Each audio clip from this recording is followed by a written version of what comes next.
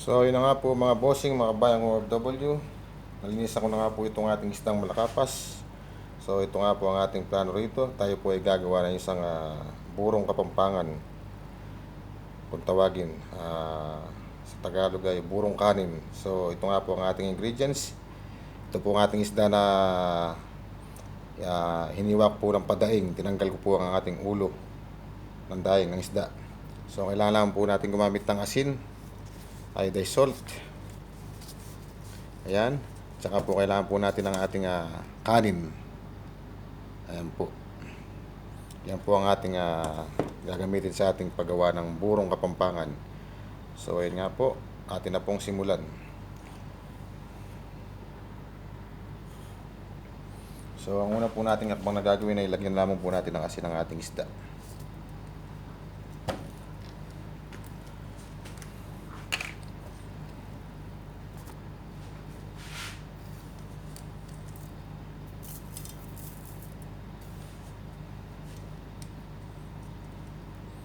Ayan.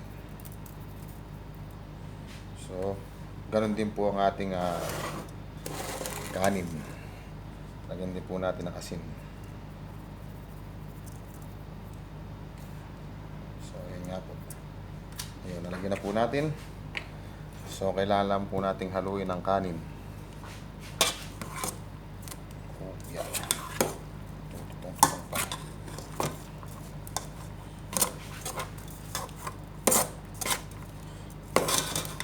Yan po ay masarap na buro.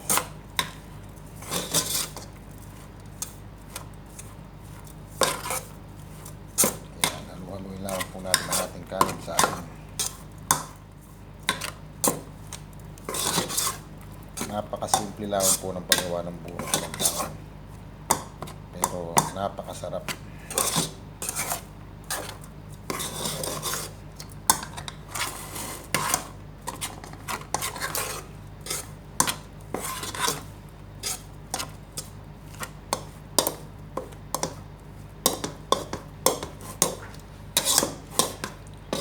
Sa Candaba, ang ginagamit po nilang kanin ay sadyang sinaing na malata. So ito nga po ay kanin na natira lamang sa akin. So, sa nasayang, ginawa ko po ng paraan na para hindi masira. So yan nga po, nahalo na po natin sa asin. So susunod po natin haluin ay ang ating isda. Meron din po ang proseso. Haluin lang po natin sa asin. Kumbaga ito po ay niluluto na po natin sa asin.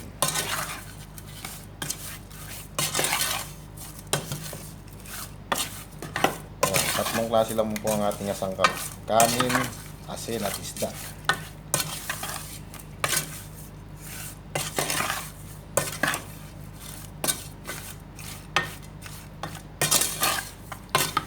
So yung aking kamay ay malinis naman po.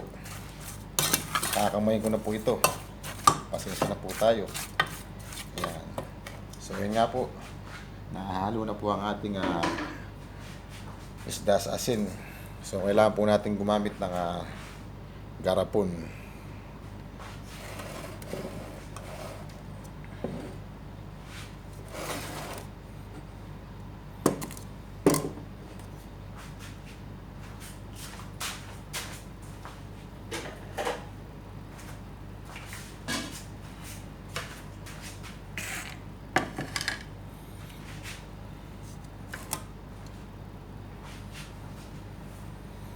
So malinis naman po ang aking kamay. So ito na po, simulan na po natin. So yun nga po, ganyan lang po ang ating gagawin.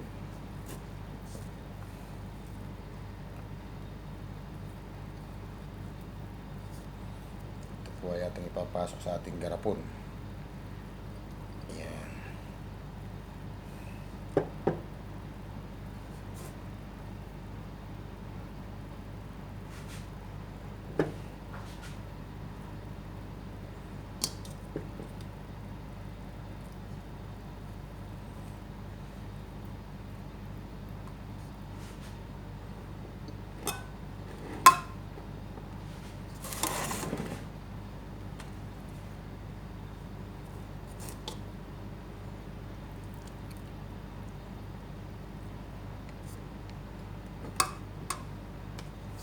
Napakasarap po nitong ating burong kapampangan na ito. Ito po ay isang sikat na putahe sa parting Pampanga.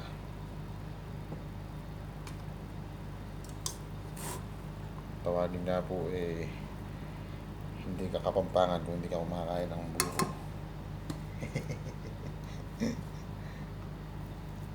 Ayan, kanin lang po at saka asin.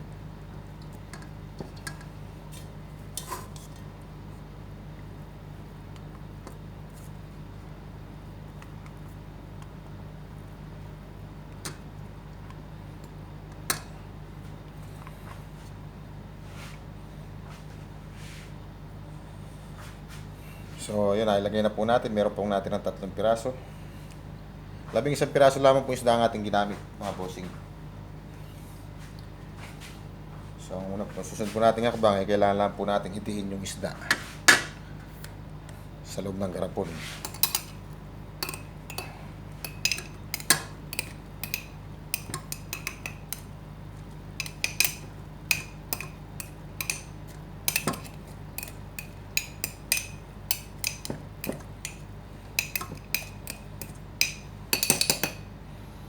So, lagyan po natin siya ng konting sapin ng kanin.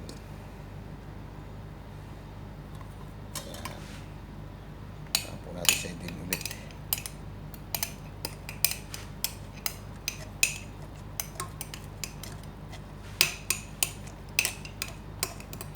Importante po sa lahat, huwag niyo pong hahayaan na yung ating isda at kanin ay malandingan po ng langaw. Kasi yun po ang magdadala ng pagkasira nitong ating buro. Tsaka magkakaroon po siya ng amoy. Po.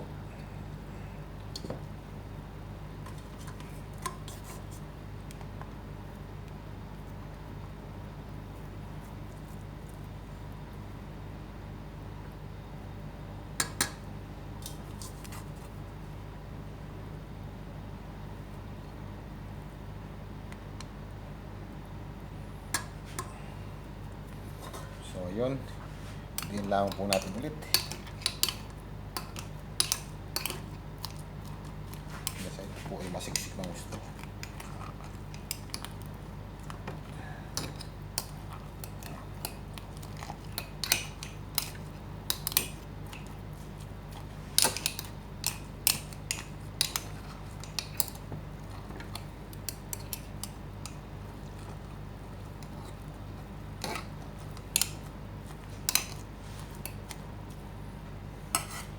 Kailangan po natin siyang punin ng kanin.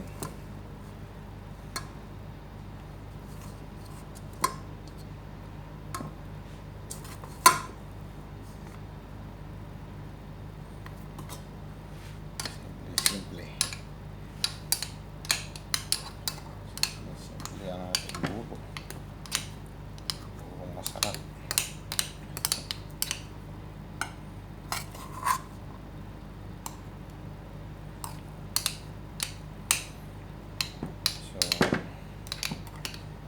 Siguro mga 5 araw po pwede na po ito. O depende sa panahon. So yun nga po, lagyan po natin ulit ng asin. Yun nga po ay kailangan po natin ibilad ito. Lagyan po natin asin sa ibabaw para maiwasan yung kanyang pagkasira.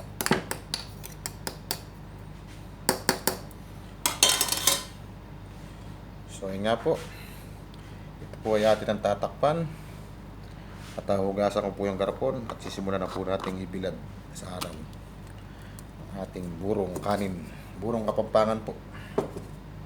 Tawagin po ito manyaman. So ayun na nga po ang ating buro. Ibibilad po natin sa araw yan, mga bossing. So hugasan ko po yung ating lalagyan at ibibilad ko na po. So okay. So yun na nga po, para po sa mga kapanood ng aking video na to, kumari po lamang ay mag-subscribe, mag-like, mag-comment at pindutin po ang notification bell para updated po kayo sa aking mga susunod pang mga video. So yun na nga po, mga bossing. Bye bye.